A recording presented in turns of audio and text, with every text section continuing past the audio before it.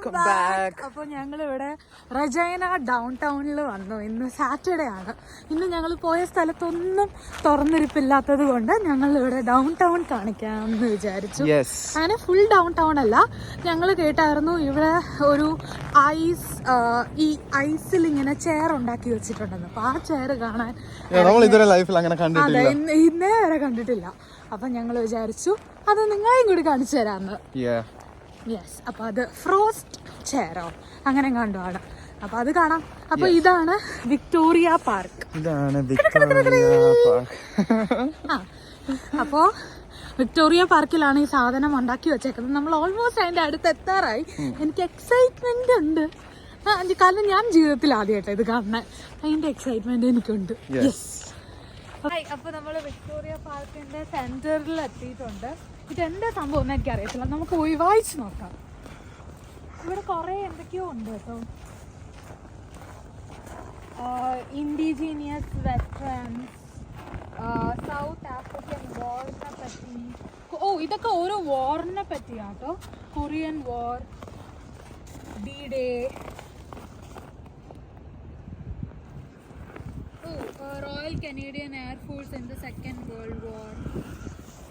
ഓരോരുത്തരൊക്കെ remembrance സംഭവം common ആയിട്ട് വെച്ചേക്കണ ഇതൊക്കെ. ഇതെന്താ സംഭവം?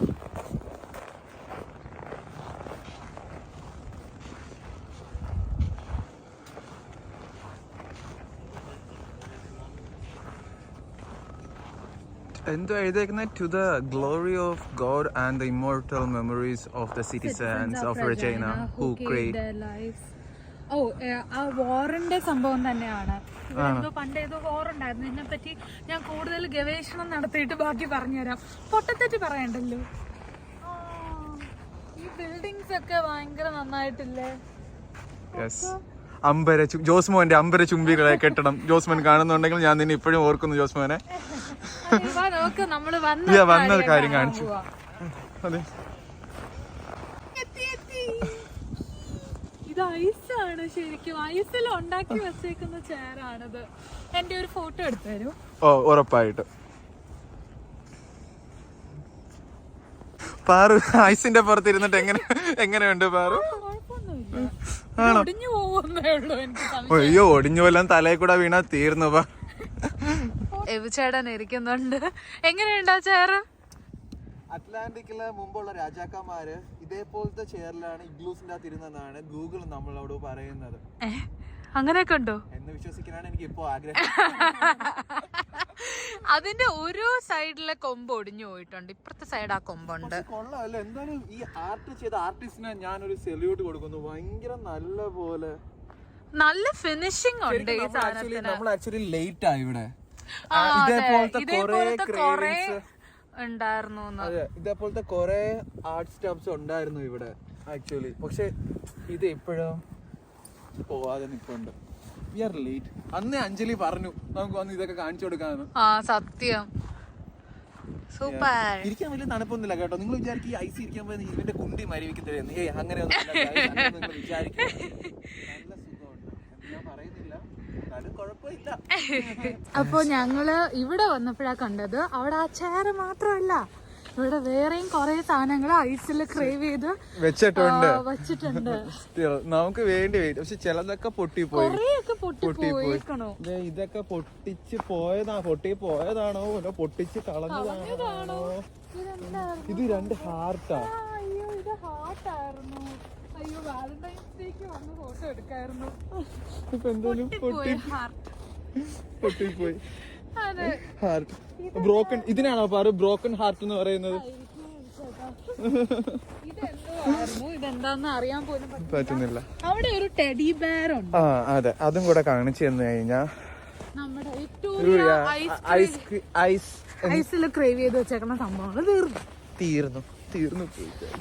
അത് കഴിഞ്ഞ് ഞാൻ നിങ്ങളെ ഒരു സ്ഥലത്തൂടെ ഒന്ന് കൊണ്ടുപോകും. യെസ്. പിന്നെ ഇന്നൊരു ചെറിയ സർപ്രൈസും കൂടെ ഉണ്ട്. നമ്മുടെ അഞ്ജലി ഇന്ന് നാട്ടിൽ പോവുക. സോ അതെ, അതായിരിക്കും നിങ്ങൾ കണ്ടിട്ട് ഇത് കാണുന്നേ.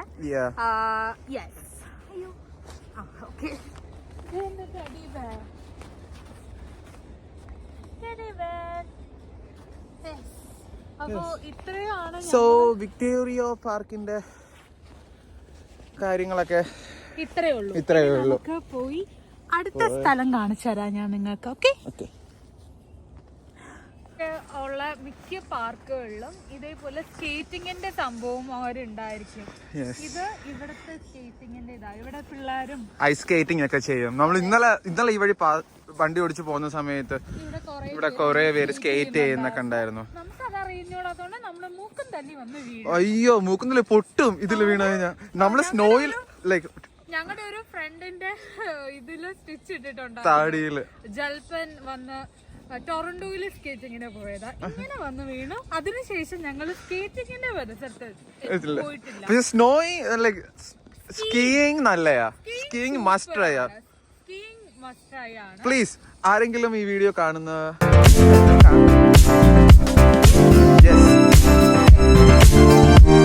ഇവരെ കാണിച്ചു കൊടുക്കാന്ന് പറഞ്ഞ സ്ഥലത്ത് പോവാം. അപ്പൊ നമ്മള് എന്നാലും അതൊക്കെ കൊള്ളാല്ലേ. അതല്ല, ഇത്ര നാൾ ഇത് മെൽറ്റ് ഡൗൺ ആവാതെ നിക്കുന്നല്ലോ, അതാണ്.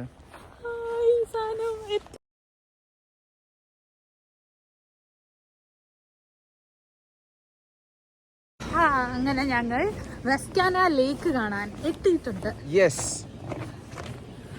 ഇവിടെ കാണുന്ന വ്യൂ ഇവിടുത്തെ പാർലമെന്റിന്റെ വ്യൂ ആണ്. ഭയങ്കര ഭംഗിയാ കാണാന്. കാണിച്ചെടുക്കാം. എത്തട്ടെ, കറക്റ്റ് ഒരു വ്യൂവിൽ ഏതാണ്ട് സെക്കൻഡ്സിനുള്ളിൽ നമ്മൾ നടന്നെത്തുന്നതാണ്. അതെ, നമ്മളിപ്പോ ഒരു പാലത്തിലൂടെയാണ് നടക്കുന്നത്. ഫ്രോസൺ ലേക്ക് ഒക്കെ ഇവിടെ അലിഞ്ഞു തുടങ്ങി കേട്ടോ. നടുക്കൊക്കെ ഓട്ടയായി. അതുകൊണ്ട് ദയവ് ചെയ്ത് ആരും വസ്കാനയിലെ കൊണ്ട് വണ്ടി ഇറക്കല് പോവും.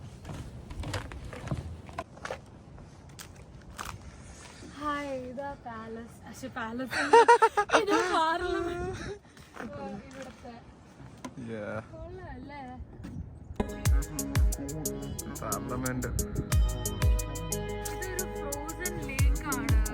ഇവിടെ ആകെ ആ നടുക്ക് ഭാഗത്ത് മാത്രം ഫ്രോസൺ അല്ലാതെ ഉള്ളൂ. ബാക്കി ഫുള്ള് കാണിക്കാം. അത് ഫുള്ള് ലേക്കാണ്.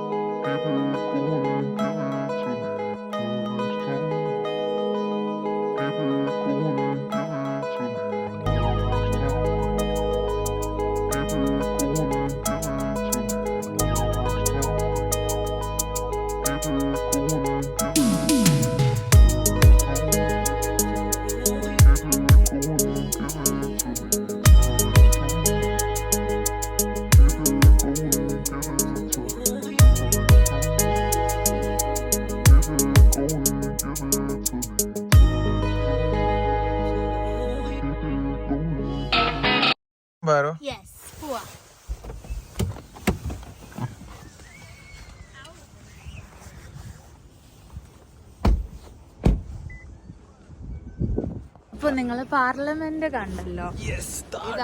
പാർലമെന്റ്. നമ്മുടെ നാട്ടിലൊന്നും പാർലമെന്റിൽ ഇത്ര ഫ്രീ ആയിട്ട് പോവാൻ പറ്റുമെന്ന് എനിക്ക് തോന്നുന്നില്ല.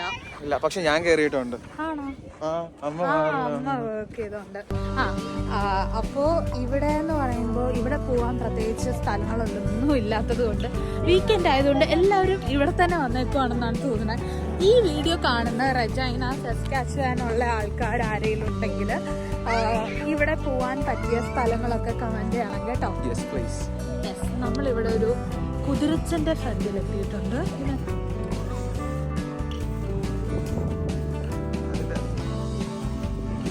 ഇത് ആക്ച്വലി ബാക്കിയാണെങ്കിൽ ഇനിയും വെയില് വരണം പറയണെങ്കിൽ. മഞ്ഞ് കാരണം മൊത്തം the majestic of Queen Elizabeth.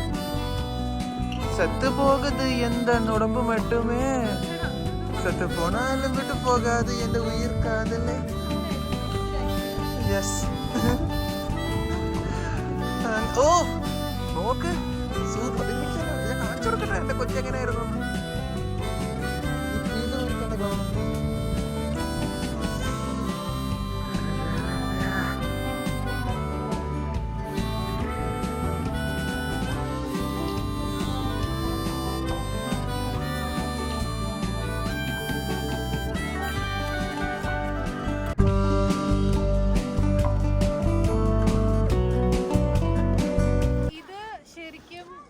Elizabeth രാജ്ഞിയും രാജ്ഞിയുടെ ഫേവറേറ്റ് ഹോഴ്സും ആണ്. യെസ്, ഞാൻ ഹോഴ്സിന്റെ എടുത്തിട്ടുണ്ട്. ഹോഴ്സിനെ കാണാൻ എന്ത് ഭംഗിയാ. അതെ, കൊള്ളാല്ലേ. ഈ സ്ഥലം സമ്മറിൽ എങ്ങനെയാന്ന് എനിക്ക് കാണണമെന്നുണ്ട്. എനിക്ക് പക്ഷെ കുതിരനേക്കാളും എലിസബത്തിനെ ഇഷ്ടപ്പെട്ട.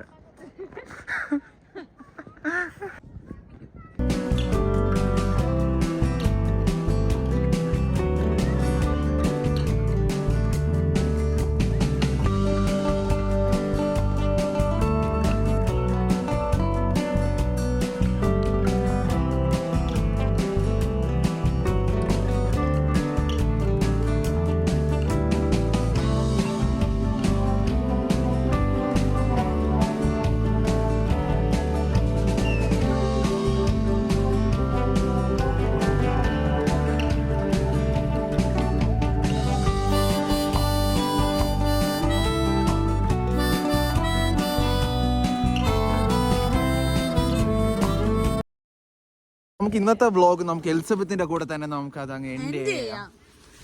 So thank you for watching and keep like, share and എന്താ subscribe please. Yes. And thank you for all our subscribers.